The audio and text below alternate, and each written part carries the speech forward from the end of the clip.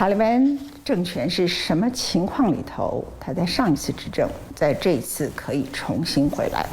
让我们来看一下过去塔利班在阿富汗的历史。阿富汗呢，在稍早之前，苏联入侵，当时苏联扶植的是一个无神论的政权。这个政权后来被推翻之后，就陷入了军阀割据，很像民国年代的北洋军阀的情况。所以塔利班崛起的时刻是在1994年，当时它是由伊斯兰法的法律学者所创立的一个神学式的机构，而这个神学式的组织，它最大的目的是什么？铲除军阀，统一阿富汗。他得到了人民对他很高的支持，在这个地方90%的人是逊尼教派，接近9%的人是什叶教派，也就是说，他几乎都是非常强烈的宗教信仰者。他们希望建立的是一个很像后来我们所看到的霍梅尼在伊朗所建立的政教合一，只是伊朗是什叶教派，而塔利班是逊尼教派为主的，基本上都是一个政教合一的国家。9·11事件的时刻，由于在当地基地组织宾拉登的基地组织在塔利班政权的庇护之下，发动了对美国的9·11攻击，因此美国在2001年10月报复性的开始了阿富汗战争，开始了和塔利班之间的正式的争夺战。在争夺战的过程中，塔利班当然在那一刻绝对不会是美国的对手。可是之后呢，他慢慢退守到巴基斯坦跟阿富汗的一个边界，这一次卷土重来。我们来看塔利班的政权过程。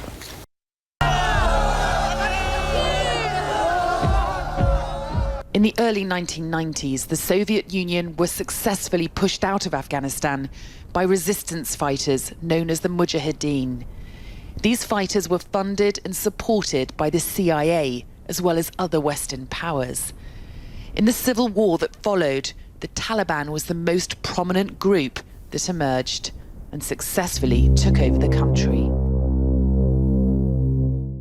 From 1996 to 2001, when the Taliban were in power, they presided over a draconian fundamentalist state.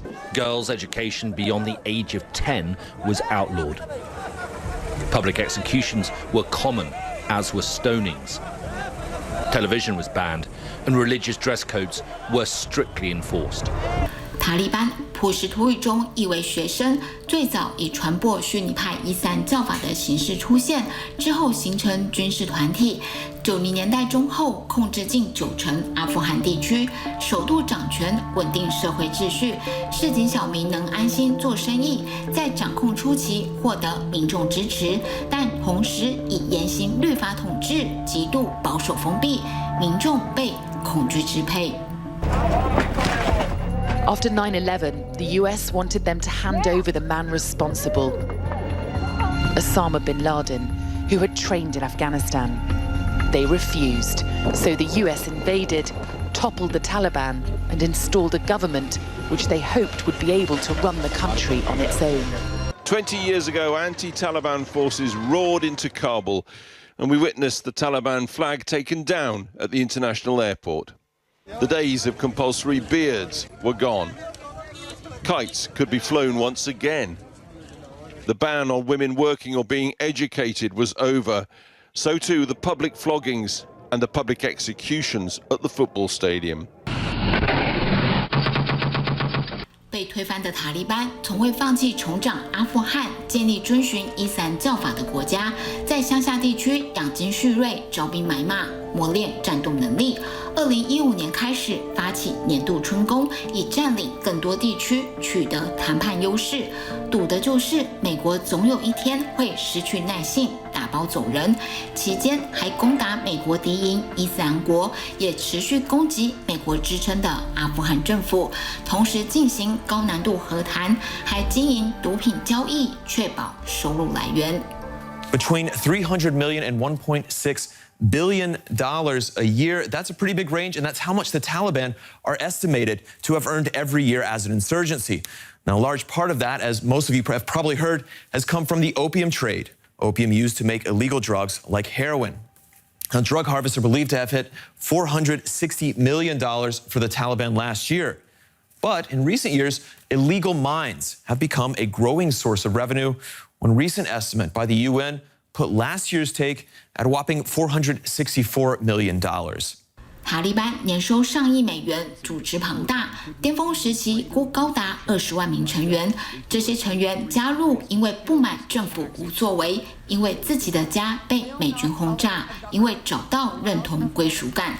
凝聚塔利班的创始领导人欧马死亡，接班的曼苏尔被指控缺乏正当性，导致塔利班分裂。2016年，曼苏尔在美国无人机空袭下丧命，换上第3位最高领导人。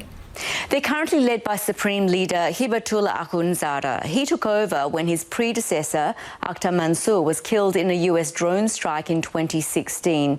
He's about 60 years old and holds final authority over the Taliban's political, religious and military affairs.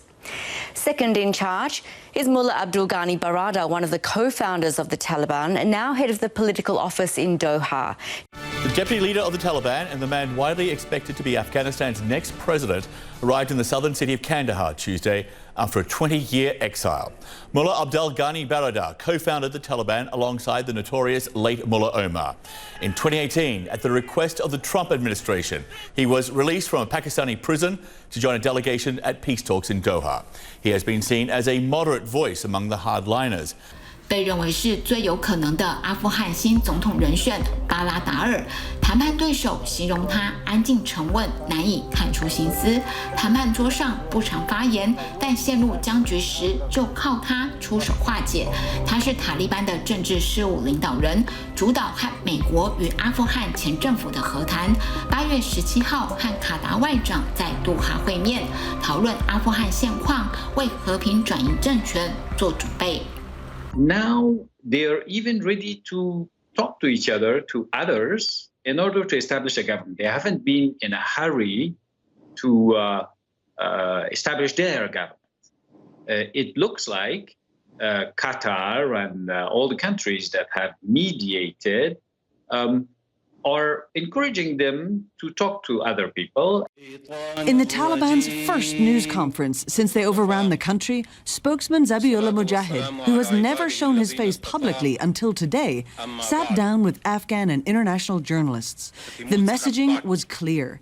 A second Taliban government would be a softer, more globally acceptable one. When the Taliban ruled in the 90s, only 3 countries recognized their government: Saudi Arabia, the United Arab Emirates, and Pakistan.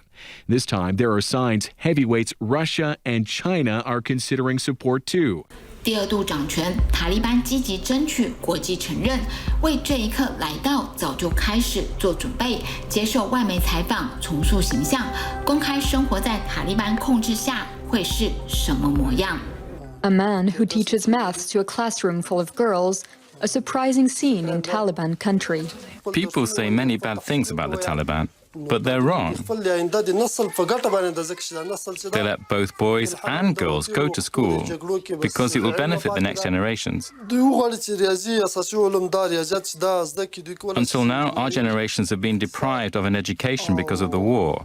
If girls learn maths and science, they can become engineers, economists, or teachers. But Ahmed was also trying to do some image adjusting. He allowed photos and videos of this mini press conference-like meeting he held, and he emphasized that civilians returned to this area because they felt safe with the Taliban. What one of his deputies told me is that the Taliban don't just want to be known for killing anymore, they also want to be known for helping people. 塔利班高阶人员还现身新闻直播，接受女性主持人访问。他说，让他依旧感到惊讶的是，民众害怕塔利班，2度获得掌权机会。塔利班明白不能走回头路，承诺和平、包容和尊重，但塔利班得先解决内部激进派的反弹、偏乡和都会的发展落差，且在坚持严苛的伊斯兰教法下，难以让人相信20年后的塔利班会改头换面。 Within the framework of Sharia law, women can work, can go to school. What does that mean? Well, it's their version of Sharia law, and work for women will be very limited. It will be in education, teaching girls or treating other women patients. Girls may be able to go to school, but it will be a Quranic school, and at a certain point, once they become teenagers, my guess is that there will be no education. We went to Afghanistan and we talked to them about, democracy and rule of law, and we sold this to them. We gave them the audacity of hope. And now what are we doing? Frankly, I think the world generally believes they know who the Taliban is, but I don't know who we are anymore. I have never felt it to this extent, helpless, hopeless, disappointed, poor and miserable in my life. All our 20 years achievement maybe just